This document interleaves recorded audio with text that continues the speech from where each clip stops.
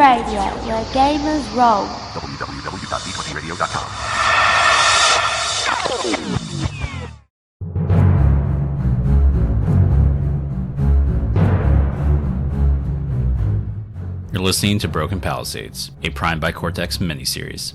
This show features adult language and depictions of violence. We hope you enjoyed the show.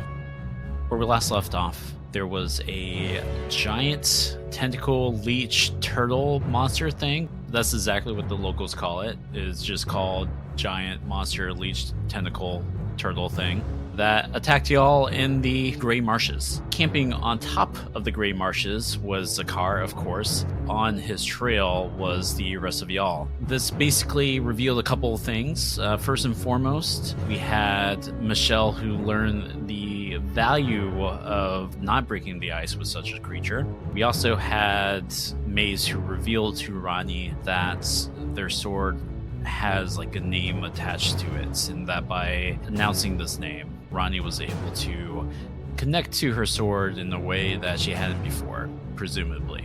Zakar, you managed to actually regroup with everyone else here. Now, Zakar, you had a piece of an artifact that your friend Fasir, who has gone missing, Fasir and Duke has gone missing since this encounter, but you have this fragment from this clay pot that's apparently supposed to be a part of some sort of artifact. And this fragment that you have is of an eye that's hovering over someone's outstretched hand, and there is a claw reaching out to grab said eyes, as if this eye is being offered up to this claw. You don't have any further context given how this pottery was broken up. And more specifically, Ronnie, your sword started to vibrate when Zakar brought this out and is glowing a dim blue. Zakar, your world is suddenly changing. You are actually now experiencing this out-of-body experience, and you see a glimpse of everyone looking at you before you, but then it keeps flashing onto this other scene. You see a giant twisted tree surrounded by swampland. You see the waters around this tree, a stark blood orange, matching the daytime skies that has fallen over Mudwater in the last couple of weeks. You hear humming, you hear chanting, and you see these large bulbous sacs hanging from the limbs of this twisted tree. The complication that I have given you from last session is one of cold detachment, and that was a D8. As you come back into your body more and more, and this glimpse of this weird tree in the swamps fades away, your vision clears up, and you're once more surrounded by, hopefully, allies. What does anyone here do? Whoa, I must have hit my head or something, because this is really weird. Are you okay? You went away there for a moment. Yeah, I'm not really sure. Did anyone else see a tree? Well, there's trees like the forest over there, but like a big or twisted tree, or did anyone hear any chanting or anything like that? No. You're hallucinating. Maybe I should just sit down for a second. I was gonna say, are you sure you want to sit down here? Still nearby where the giant squid attacked us? I mean, what are the chances of a second one coming by, right? Probably pretty high. Maybe we should find some cover first. Okay, fair enough. Let's see. So according to this info I got, I think we need to go this way for treasure. Does he point, or does he just sort of start wandering away? I was thinking the same thing. I think I'll start wandering just because I'm a little bit still out of it. So you just see me start like walking off. Maze like hurries up behind him. Now, what exactly did you see? There's no record of like hallucinogenics in this swamp gas. If there is any, I don't know of it, but what did you see? I don't know. It was like a big twisted tree, and I heard some humming and chanting, and if I were a more spiritual man, I'd say that I had a vision. Pff. Interesting. And you don't know what caused this? I don't really know. I had the eye out there for a second, and everything started going all weird. Have you shown us this artifact? Yeah, I think I took it out in front of all of you. Okay. And we noticed the glowing? Yes. Ronnie, bring your sword over. Let's see if they interact anymore. And Ronnie does so. She wants to get it close and see if there's a reaction, and she could touch it to the eye. When you do so, the sword begins to glow a stark blue once more. The artifact within Zakar's hand begins to also vibrate under his touch. The artifact itself doesn't quite glow, but instead we see Zakar's jaw go slack. His eyes glow.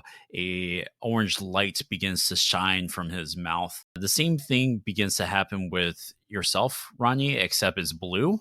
And the two of you find yourselves suddenly inside this large, extravagant chamber, the windows of which shows the clouds around and just a very foreign sky. There are two suns in the skies for one. And additionally, there seems to just also be nothing but these purple skies overhead. The clouds themselves seem to be wisp with little dots of almost starlight as they flow around, even kind of through this chamber.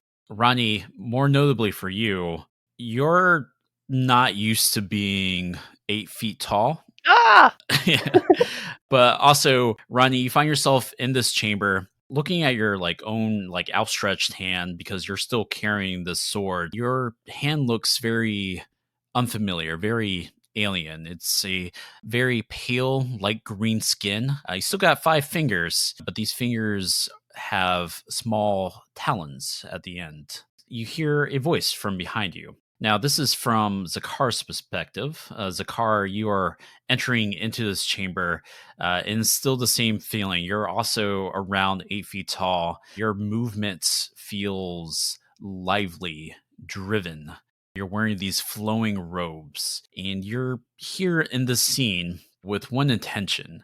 Now, Zakar, you currently don't think of yourself as Zakar. You presently think of yourself as the executor in orange. And you are here because Sarah T has committed a grave crime. Ooh. Now, the scene plays before the two of you very quickly and very jarringly. Movements seem like you're skipping ahead in a play.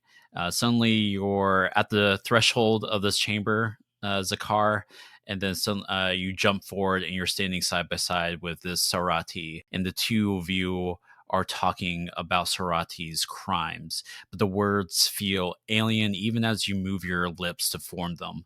But you're given an impression of cold detachment with only a hint of sorrow for the judgment that you will have to pass on Sarati when the end times come. And then suddenly, just like that, the two of you are back in your bodies, back within the gray marshes on this chilly night. And for everyone else observing, this was a blinding flash of light that seems to have come and gone for only a few seconds. But for Ronnie and Zakar's point of view, this felt more like an hour. And we're back to normal? We're back to normal. What the fuck was that? Yeah, okay. Oh, there's something transpired when the sword and the artifact. I think she gets out her little magical binoculars and just starts getting kind of uncomfortably close and going over and inspecting them sort of to see if there's any remnants of magic that she can understand or identify. Okay, let's go ahead and roll for this. Okay. Your difficulty is a whopping 2, and there's an opportunity on the table. I am actually going to step down my studious to get another. I keep wanting to call them PowerPoint. Okay. So an 11 with a D8 effect die. All right, you're going to get a D8 hero die. So you begin to look this over, and you notice a very peculiar thing when it comes to the auras surrounding Zakar and Ronnie. Their auras are basically, it seems like their auras are entwined. I think we've established before that your magical binoculars were able to see an aura around Ronnie's character before in connection to the sword. So we haven't established that Zakar now seems to have an aura of their own, which is this vibrant orange, only a shade of red within that color. Basically, I think what this kind of looks like is that there's like little specks of each other's auras showing in one another. So there's a speck of orange strobing in and out very slowly within Ronnie's aura, and the same could be said about Zakar, except blue. Are Ronnie and I sort of aware that we were like the other person in each other's visions or experience, whatever you want to call it? Yeah, we could say that. All right. This is fascinating. And I think she's still sort of like inspecting and poking and prodding. Ronnie, what was that? I don't know. How would I know that? I want you to tell me what it is, because I want you to know. I don't know, but apparently you were the sword or something, Sarati? No, I don't think so. I don't know. Well, This is really weird. what's that eye thing? I don't know. It must have something to do with these visions we're having, for sure. Ronnie, you had a vision as well? Yeah, it was weird and short, but not short. I might have done something. I don't know. And you were the sword? Is that what Zakar said? It wasn't. Well, it wasn't a sword. I was tall and in trouble, I guess. Ronnie, much in the same way that Zakar regarded himself as the executor in Orange, you now recollect that you were regarding yourself in this vision as someone called Sarate. Yeah, she just doesn't want to, like, she's in denial. It seemed like I was passing judgment on her. I don't know. I have come across magical artifacts occasionally in my line of work, but I've never seen anything act like this before. No, I've never seen two artifacts react to each other like this with completely separate auras. Now, Ronnie has the same aura as the sword, and that's why I thought that she could activate it, but it's never actually worked before. Do you know where this artifact came from? No, I just got it. My bud Fasir, he just happened to have it on him, I guess, and he was saying something about treasure, and yeah. Oh, Well, where did he go? We must talk to him to get more information. Do you know where the rest of this is? I'm afraid that he may have passed during our fight with the squid. Someone handed you a weird ancient artifact like this, and you didn't ask him where it came from. Yeah, he handed it to me. That's right. Much like my sword was handed to you. Yeah. By the way, did you notice the And this is your friend? we go way back. It's a long story. Uh-huh. Just out of curiosity, we only have one sun right now, right? Or actually, I don't remember what we decided with the setting. Is it? Yeah, there's only one sun in the sky. Okay. Ronnie, did you notice that? What happened to the other sun? I did notice, and there are a lot of things that don't make sense, and that's one of them. So you were not here. Oh, very interesting. Yeah, I don't know. It was really weird. I had no idea where we were. I agree with the sentiment that a lot of things don't make sense right now. Did something happen between all of you? You just went silent for quite a few minutes, and now you're just all acting like you had some kind of shared life experience. I don't know, it's the sword and the eye. Maybe we shouldn't keep them too close together. Or we can do it again. Yes, I am all for that idea. Good idea, Ronnie. Maybe I'll sit this one out. You know, you two have fun with that. You should give it to someone else and see if the same thing happens. I don't know if it will. Your auras are intertwined now. You have an orange glow, and she points to Zakar. You have a blue glow, and there's spots of each color in each of your auras. They're definitely connected to you two now. Orange Executor. What is that? I distinctly remember. I thought I was someone called the Orange Executor. What a weird title. Do you know what that is? No idea. I don't know how all this magic ooga booga stuff works. Same boat there, honestly. I'm just sort of following along. Well, I'm trying to understand it more. It's not yet a science what I'm doing in my studies, but I'm getting close to realizing something. I think we should find out where this came from and go there. Now, this is just a thought, though. You said you were being hunted, right? Will this have anything to do with you being hunted? Or would it make being hunted worse? Oh, that's gone now. Oh, That's gone now. It's fine. What? Hunted? She sort of She waves her hand. So we're not being hunted. Okay. That's information that maybe you should share. It comes and goes. There's these entities that are attracted to magic, and when it's used improperly or not very well, then they can grab onto that scent and go where that magic was done. But if we make distance, then we're fine. And we've made distance. Was what we just did magic? Yeah, I was wondering that same thing. It wasn't explicit conscious magic, so I don't think that I don't know. Maybe we should go. Yeah, I think maybe getting some distance from here might be a good idea at this point. I'm kind of weirded out. I would rather not think about it anymore. Let's just go. If nothing else, it's dangerous sleeping out in the woods at night, or the swamps especially. We should try to find like someplace above the ground to rest, where the predators generally stick on the ground, or in the swamps. Yes. You want to sleep in a tree? Yeah. Did I get a map or something? I forget if there was like a map involved or if I just was told where to go or what. Did not get a map, no.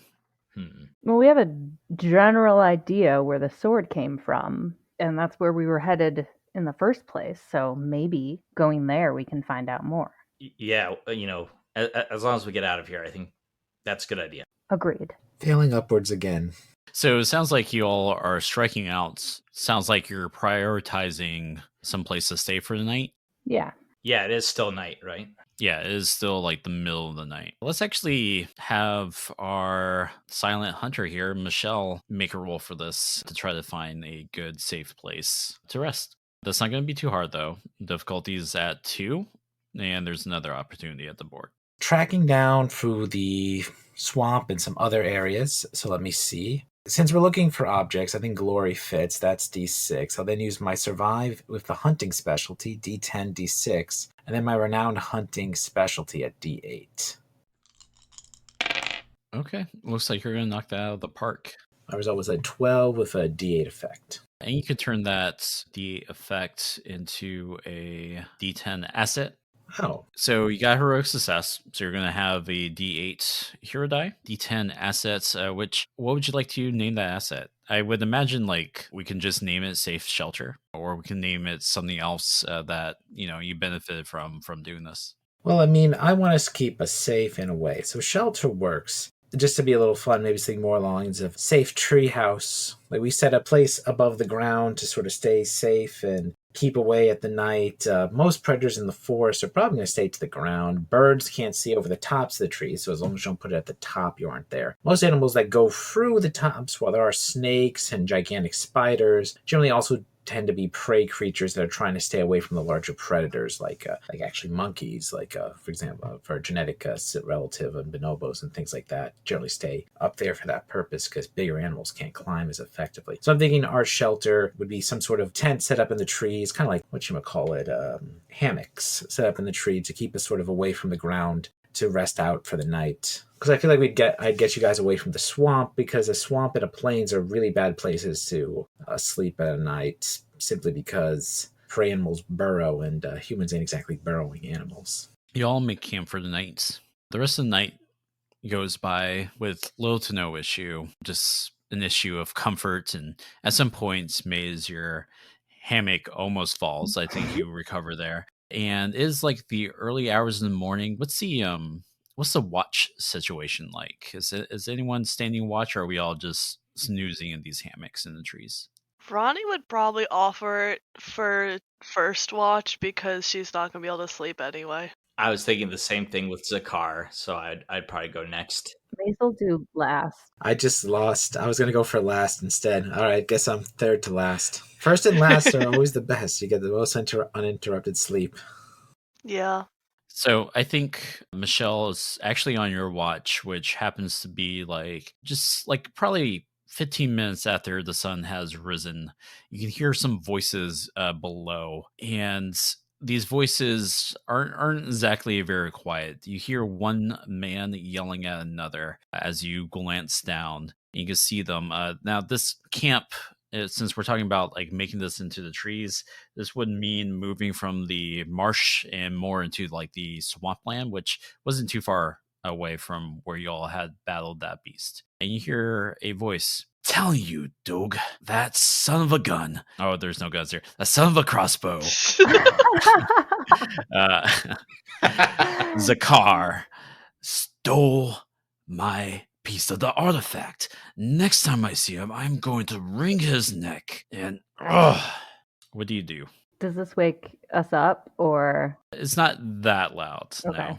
So Michelle can definitely hear it. So Michelle hears those voices and she gets at the ready. She doesn't recognize who these people are. Judging by the name they gave, I know they're looking for us, and he had mentioned that his friend, it didn't sound too friendly, had given him a very valuable, important artifact. So Michelle's not stupid. She can reason things together that they're right now being hunted by these two individuals who clearly have bad intentions for the group.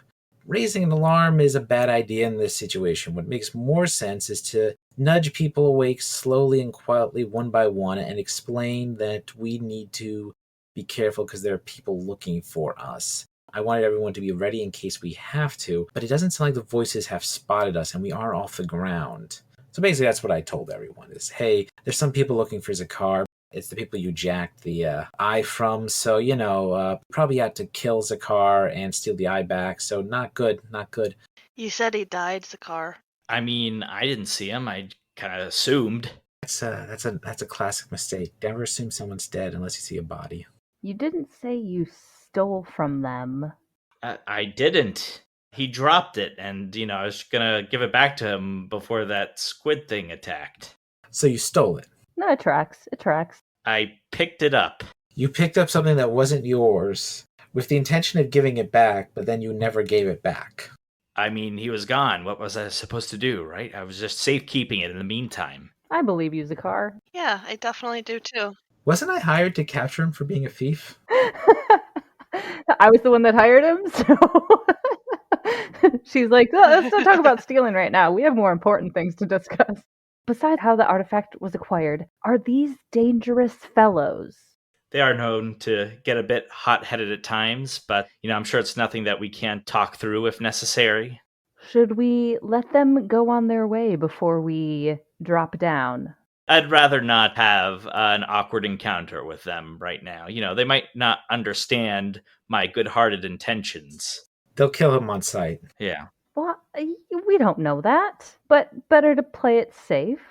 So I guess we wait for them to move on a bit before we move. Where do you all move to? Is there a general direction that we were heading, like on the map towards where the sword was, or do we follow them? What is our play? There was a general direction you all were going in terms of searching for the sword. And were they following, or were they going the same direction? Yeah, they were. Zakar, this is the same direction that you're feeling yourself kind of pulled to. I say we hang back a bit and, we let them bring any traps or get into any kerfuffles instead of us. Using them as bait. Clever. So if you're going to follow kind of behind, we can do another roll here where I think this is going to be more of a contest because they're currently like on the lookout for, and if you two intend on following in their footsteps, hoping that they spring any traps or danger before it reaches you, then I think we need a contest here. Ooh, who's gonna roll this time? I would say that's very much a kind of thief type of thing to do, to be shadowing after people. So that's fair. Yeah, let's have Zakar roll it. Okay, let's see then.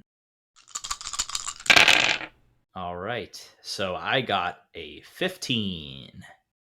15 with a DA effect. Got it. And it looks like they have a 13. I'm going to go ahead and actually spend a die from the Doom pool to add that. Actually, that wouldn't do it. That would tie it. So yeah, describe your success. I think we're sort of hanging back, and it's kind of still at least twilight the latest, I would imagine. So not completely bright outside, still kind of dark.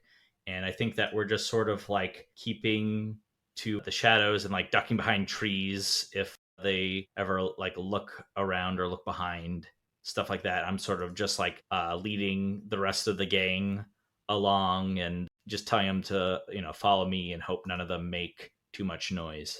Yeah, I think it's another 2 hours of wading through the swamp before Fasir and Doog come to a stop. They find themselves at the edge of a overlook, which overlooks a small town. How many of you are sort of native to the Mudwater area? Not me.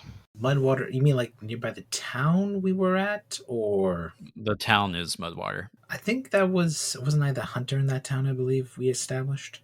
Yeah. Yeah, I don't think Maze is. She kind of You own a shop there, though. set up shop there, but I don't know if she's native to the area. Well, let me rephrase it this Yeah. way. Who's been in the Mudwater area for a while now? Probably Maze. I mean, I'm sure I passed through it a lot on my travels because I'm from there and all that. Let's have Maze make a roll here. Maze, you're going to do basically a recall check, and your lore and history specialty can actually factor in here. Cool. And the difficulty here is 15. Okay. 18 with a D8 effect. So 18? Wow. Okay.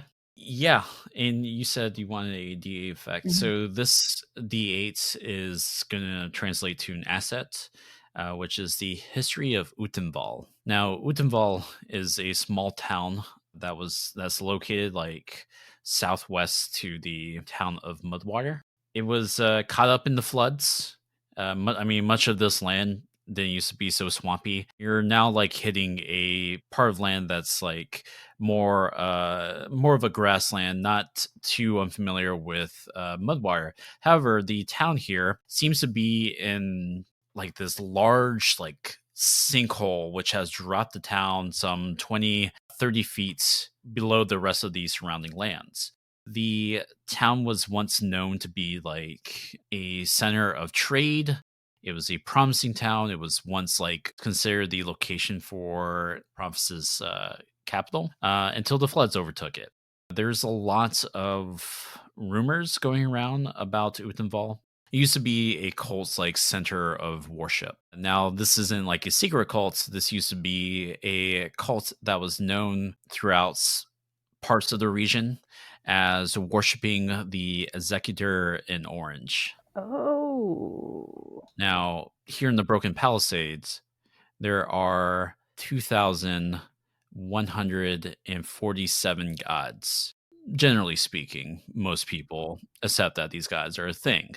The Executor in Orange is not necessarily one of those like front-running gods that people think of. I think there's like only 30-ish gods that most people know offhand. And even then, like there's just like a core 12 that I think people know. And so the Executor of Orange didn't originally ring a bell with you until you arrive here, recognizing the town and, picturing it on the map as being the lost town of Utenval.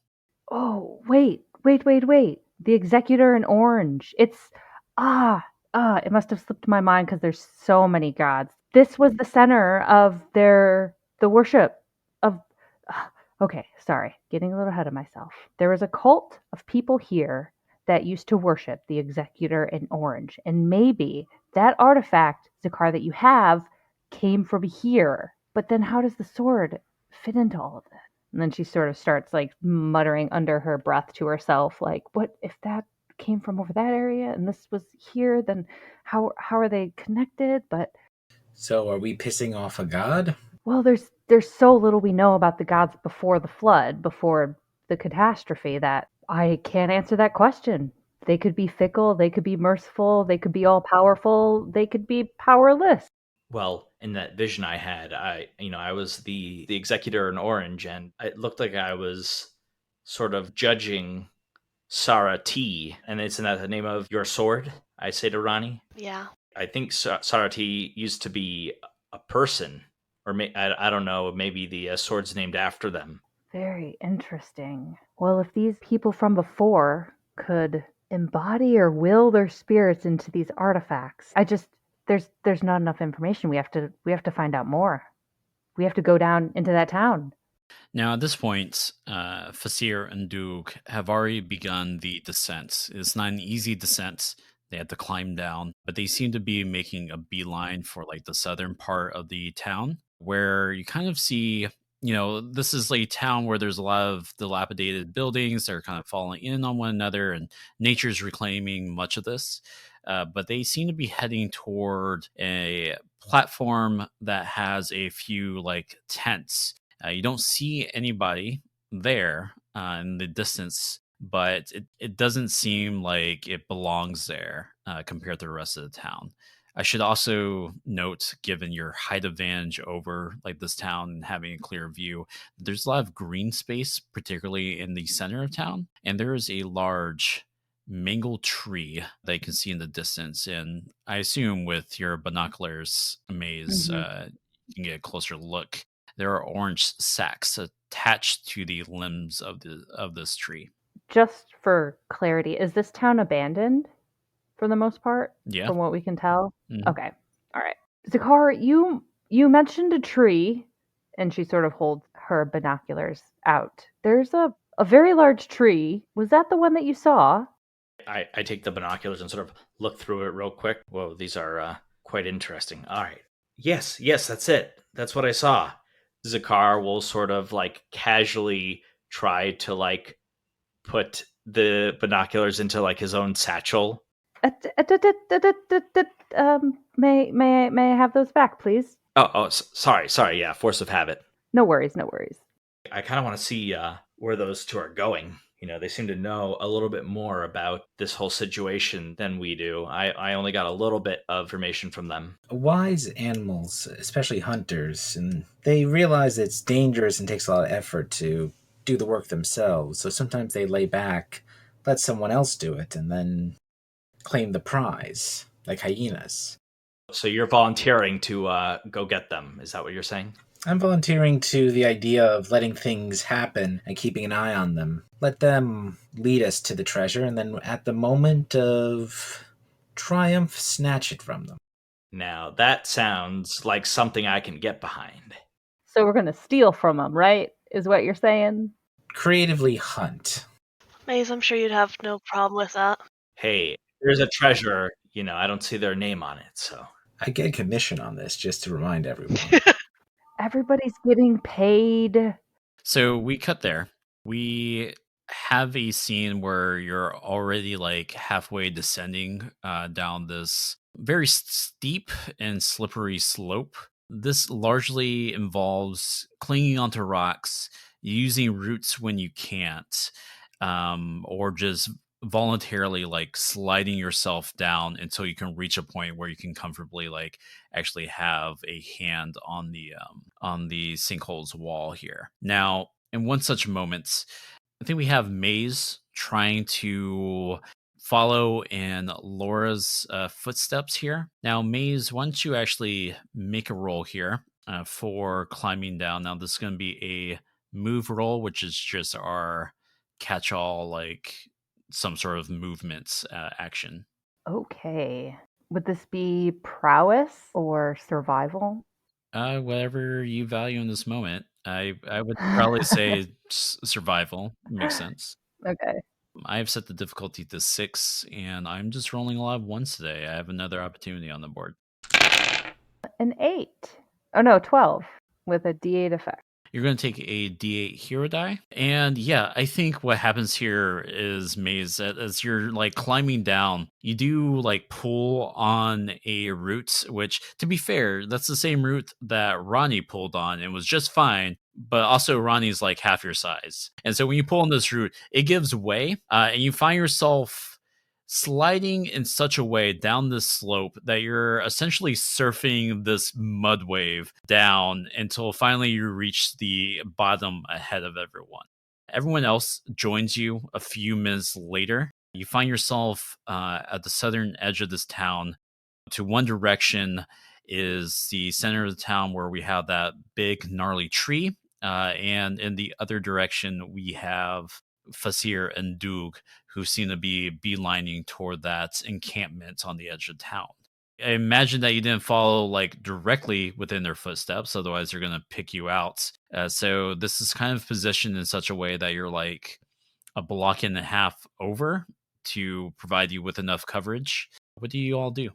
Should we follow them to what I assume were the tents that they were heading towards, or should we go check out the tree? Didn't one of you mention seeing a tree in your dream? Yeah, that was me. Yeah, maybe we should check out the tree.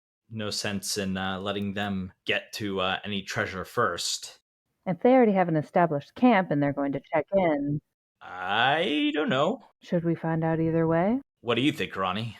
Oh, I have to make a decision. Let's go with the tree. Maze looks visibly excited.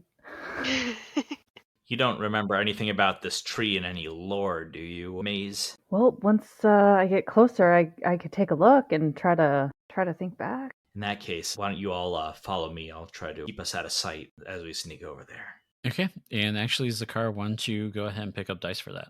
I will, and I'd like to step down at home in the shadows to a 4. The difficulty has been set to 13. Wow, so 11 with a hitch. All right. I'm going to buy that D10 from you. You are moving through, I think, since you're not quite moving in the shadows, I kind of imagine that you start off, especially like given that, you know, a lot of these streets are still a little flooded, even though like the water's not that high, it still makes a lot more noise than you're comfortable with. So I think what happens here is that you lead the group along this like fallen over piece of roof that allows you to just kind of stroll up onto the rooftops and begin to run and jump across rooftops here, which is perhaps why you had to like hinder your at home in the shadows. So you're making your way along. I think I'm going to go ahead and turn around and spend this D10 to split the party. So you're almost at the tree. I would say like a good 3 blocks away. Zakar, you and Ronnie race across and manage to jump a rather lengthy gap between the buildings here, and you just keep going. When you keep going, I think what happens that splits the party is as Maze and Michelle are working to do the same thing, the roof actually collapses and they fall down into the bowels of this particularly like larger building that may have once been like some sort of church or temple. Let's focus on a scene with Maze and Michelle. Maze and Michelle, the two of you are falling. You're breaking through, I think, another floor before landing on what appears to be this desk, which is precariously positioned right, kind of like teetering on this other hole that goes down yet another floor. And I'm going to say that as Michelle that smashes into that desk. Maze, you're just flat out free falling. So, Michelle, why don't you actually go ahead and make a roll for me? This is going to be a roll to endure the trauma that you're taking. Well, I'm just going to mention I was asking if this was safe, if the tree was a good thing in the dream. Okay, let's see here. I've set the difficulty to 7. And also, I don't know. Actually, I guess to also get a beat of what's May's reaction here. So, Michelle, you're kind of in a position where, I mean, we haven't established that you do magic, so there's nothing really that you can do except try to brace yourself for the fall. Maze, on the other hand, you do magic. Is there something you want to do here as you're free falling? I think she wants to almost like see if she can put like a net down for her, sort of thinking back to the hammocks and being caught as she falls. She's going to try to make a magical net to be caught in so she doesn't fall any further. So before Michelle rolls, let's actually have you roll to see how you help out. Okay, this is my magic. And I think she's going to step down, using magic so soon after the other scent is gone. Going to step down reckless from an 8 to a 4. And let's see what we get. A 13. 13. All right, that beats me out. So you're going to get another D8 effect die. So yeah, describe what this net looks like, and I mean, what does it look like when you cast the spell? So I think these sort of tendrils of iridescent light shoot out from her fingers and sort of do. It looks like it's weaving in midair as this net. It kind of looks a little spidery, filling this hole so that she falls onto this net instead of going further down into the bowels of the church. Now this is going to translate into an asset for you. What was your effect die again? It was a D6. A D6. With the heroic success, that'll be a D8 assets. So Michelle, go ahead and roll the dice pool that you're going to roll, except you now have a D8 net asset. Now there's a net, so I was thinking, survival, because the most important thing is to survive. Then you steal. I mean the value survival, and I was just saying the trade statement for it. Then the skill steal, which is at a D8, and then the strong silent type D8. And you said the asset was D8 as well, or did I mishear that? It's a D8, yeah. All right. I'm going to buy that hitch from you, but it looks like you're going to have a 16. Which is a heroic success. So you're going to get a plot point. You're also going to get a D8. I should probably start using those hero dice. I mean, you're more than welcome to. Sounds like I land pretty hard on the table, but I seem to manage it. Help that there was this net that just came out of nowhere, which I'm not really sure Michelle has any idea what that's about either. Probably pretty confused. So yeah, you slam into this desk. That was always going to happen. The desk, there's a pause there where it seems like you're okay, and then the desk starts sliding into the next floor until suddenly a net catches the two of you. You feel a small bounce as Maze is also caught by this net. The two of you find yourselves in this abandoned building in this abandoned town. More importantly, it's just the two of you. You don't see if Zakar and Ronnie notice that the two of you fell through this building. You don't see them peering over the edge here. More importantly, perhaps, is you don't feel like you're alone here in this building. It's pitch dark everywhere except for the giant multi-floor hole that's tunneling through this building. From there, you get sunlight, but it's not enough to illuminate the rest of the room here. What do you do? So I think there's a few things to discuss. I think the first one should be a renegotiation upon the amount that I need to be paid to guide you through whatever the hell you just brought me into. Now, that the things that happen along the way, we made a deal at the beginning. Things can be rediscussed at the end, but right now we have to figure out how to get out of here because we're down pretty far. And we're not alone. There's something here. What do you mean? Call it a hunch, but we're not alone in this place. I think that Maze just kind of looks around, not knowing what she's looking for, but suspiciously, like other people, other thing. Is there an animal? As you ask that, you can hear a clicking in the dark, Spiders, followed by a second one. Oh no! Giant spiders. You brought this on us, and I made a net. Yeah, I'm kind of surprised there wasn't a web. Okay, so we have to get out of here, and whatever that is, it doesn't sound good. Let's get on solid ground first before anything.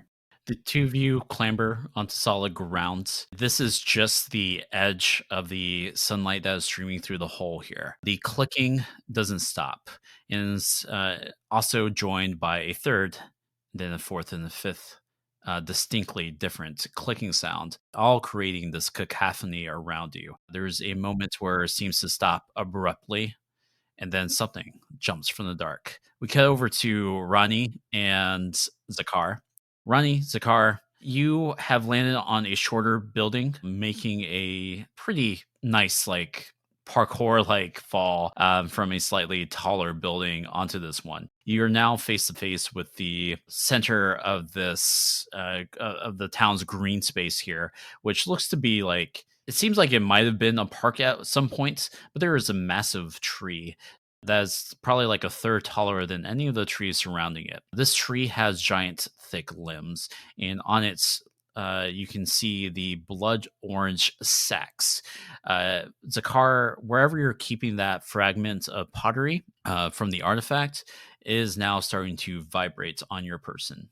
I had it in my satchel, I think, so I'll feel it vibrating and I'll open the satchel to see what's up. Yeah, you pull it out. The eye is starting to glow, and it is as if it is trying to tug you toward the tree here. When you take it out, and that is also when Ronnie's sword begins to hum and vibrate within his sheath.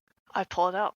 When you pull it out, the sword emits a giant blue beam of light shooting up into the sky.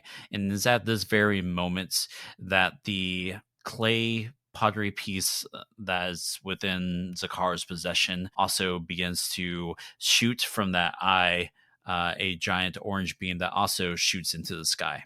Don't cross the streams. These are not like straight shooting beams. They are very much like you're wielding bolts of lightning, is dancing, and the skies above begin to darken. Now, I should note that the skies here is very much what it was back at Mudwater, where part of Mudwater's situation was in the last couple of weeks, the skies were turning this like blood orange. That is still very much the case here, but the blood orange skies, the red begins to darken within the blood orange, and it becomes slowly morphing into this sort of crimson skies. The clouds above actually remind you of the clouds that you saw in your unified vision. And it's at this point that it's slowly beginning to rain. A few fat, wet drops fall from the skies. What do the two of you do? Well, so much for keeping a low profile. Yeah. I feel like you're doing something to the sky without meaning to. Hey, what about you? Your sword's glowing. Mine's not orange. What do you think, mate? And I turn around and Oh. I realize that Maze nor Michelle are there behind us anymore. Oops. Where did they go? I don't know. Okay, and there's lightning actively basically coming out of our things, like the artifact and the sword? Yes, it seems to vibrate and emit lightning into the skies above, and it seems to hit this crescendo before it feels like it's like starting to slow or perhaps power down at this very moment. Yeah, it's still going. Can we like control where it goes by like angling them, or is it just like out of control? We can certainly try. Why don't you go ahead and roll, Ronnie? That's a difficulty of 9 with an opportunity. Okay. I have no idea what value to roll for that. I mean, it seems like probably like prowess. We're talking about wielding power here, and prowess doesn't necessarily have to mean just like your own physical prowess.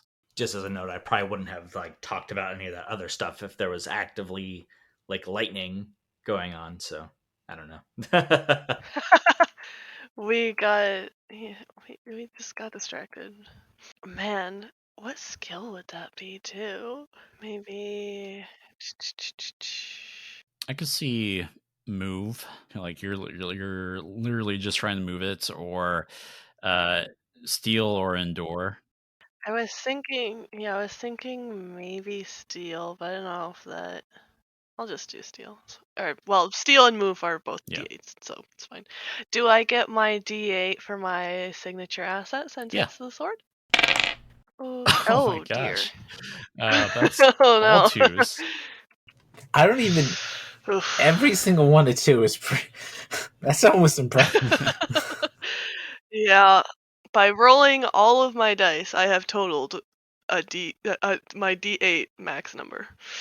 I was reading the Dragon Prince playtest. I'm like, oh, what's the chances you're ever gonna roll ones on every single dice? I mean, JT's done it on the show so Oh. far. No, wait, no, that was at the playtest we did. Oh, Yeah, JT and I did yeah, a that separate was playtest, and that was the first time I've ever seen a botch. yeah, that was pretty crazy. I think it was only 3 dice though, right? So But yeah, okay. So, Ronnie, you try to move this sword, which seems pretty bent on shooting up into the sky at a very specific angle. And as you do so, you manage to move it a single degree. And when you do so, the lightning begins to fire back onto you, I think. Ah! Some of these sparks fly back through. You have offshoots from this main beam. And yeah, once you actually make a follow up roll, which is to endure this pain, Okay. and that's going to be a difficulty of 10. Right. And I will say that if you fail this, this will come with a complication. If you're successful, this will test create some sort of asset. You got an 11. You also got 2 hitches, which I will buy both of those. So give yourself 2 plot points. Okay. And actually, I'm going to go ahead and spend a D8, that D8 that I just bought from you, to give you your complication here. Ronnie, the pain is immense. The sparks burn your any exposed skin. It begins to burn away some of your clothing before this, like, both beams finally like give out, and this is going to give you a D8 burning flesh. Oh man. Ouch. Yeah. Okay. is there any way for Zakar? I feel like if Zakar saw that happening, maybe he'd try to help, like try to intersect with the lightning with the artifact, like put it in the way maybe. Yeah, we can do that. So once you make the same roll, you're going to be trying to steel yourself to move this artifact. Sure. And the difficulty here will be a 12. And there's an opportunity on the board. All right, so I got a 9. Okay. Okay, I'm gonna use well, actually, what did you roll? A 14 or 12? I mean, Yeah, I rolled a 12. All right, so I think what I'm gonna do is I'm gonna spend a plot point to include the other die to bring it to a 13. So yeah, I think before the beams like actually give out, you do manage to move yours a little bit. Maybe it's because it's a weaker material or so small, but you're able to manipulate this a lot better and easier than Rodney. You move the beam in such a way that the sort of blowback that Rodney was receiving is not as harsh as we thought. This is going to step down Ronnie's D8 burning flesh to a D6. And it's at this moment that the beams finally give out. You're left with silence. Well, actually, not total silence. We see the flashes of lightning, both blue and orange within the dark gray clouds above, and the call of thunder. But it's otherwise just the two of you. Ronnie, are you okay? Yeah. That was stupid. Normally, I cauterize the wounds, but it looks like you've sort of already done that. Yeah. No need for that. And Ronnie's just like staring sadly at her wound. Yeah, I don't have any potions or whatever, like maybe Maze would, but I do have some brandy here if you want, I guess. I'm gonna pass. I feel like we need to be a little more alert than that. Fair enough. Well, just trying to help. Yeah, what just happened? Yeah, that's a good question. A good one I don't have the answer to, and maybe we should find the other people we came here with. Maze would probably know, or know how to find out what's going on. Just out of curiosity, Kirby, does the tree, because we were by the tree when all this was going on, right? Does anything seem to have changed with the tree, or does it look the same? So you are roughly 100 yards away from the tree. So you're close to the general green space that the tree is housed in. Okay. But yeah, I was about to say the orange sacks attached to the limbs of this tree. It's kind of hard to make out from this distance, but they do seem to be moving a little bit, and they are illuminated. Additionally, you catch a glimpse of something at the topmost part of the tree. It would seem that the branches of the tree has held onto something important to you, Executor. Is the rest of the clay pots from which your piece has been broken off of. Wait a second. I recognize those. So then I'll turn to Ronnie and I'll say, yeah, it's a real shame about Maze and Michelle. Maybe we can find them a bit later, but I think we need to just go check out that tree after all this. Okay, I mean, if that's what you want to, I totally if it's your choice. I definitely want to go find them, but if you're the one who wants to go look at the tree, then I guess we have to do that. I was expecting our first player versus player contest here, but I guess not. I mean, I'm willing to go up for it. No, you don't. We don't need to contest this. It sounds like Ronnie's ready to go. All right. Well, in that case, we can just head to the tree. Okay. Maybe we'll meet up with Maze and Michelle a little bit later. Sure. You begin to climb down from this last building to enter the green space. We fade to black, and then we fade in to Michelle and Maze, who are only a few blocks away in the stomach of this dilapidated building. What has jumped out of the shadows were once human. They wear modern clothing, so they don't seem to have come from the town of Utenval, but who's to say what kind of clothing they used to wear. When they come out, you can see that what has specifically transpired is you can see limbs. They each seem to have at least one, sometimes two limbs that are oversized and grown, and there are these orange stalks growing from said infected limbs. The skin seems to have shed from here and has mutated, and we just see the musculature of these creatures as they are now clicking wildly, screeching, and descending on you. They are moving surprisingly fast for what they are. What do you do? Zakar was played by JT. I mean, he was gone. What was I supposed to do, right? I was just safekeeping it in the meantime. Ronnie was played by Laura. Oh, I have to make a decision. Maze was played by Mo Skel. So we're gonna steal from him, right? Is what you're saying? And Michelle was played by Kamala. Failing upwards again. And I'm Kerby. I've been your guide through the Broken Palisades. You can follow the latest with Prime by Cortex by checking out any of the links in the show notes. We'll see you next time.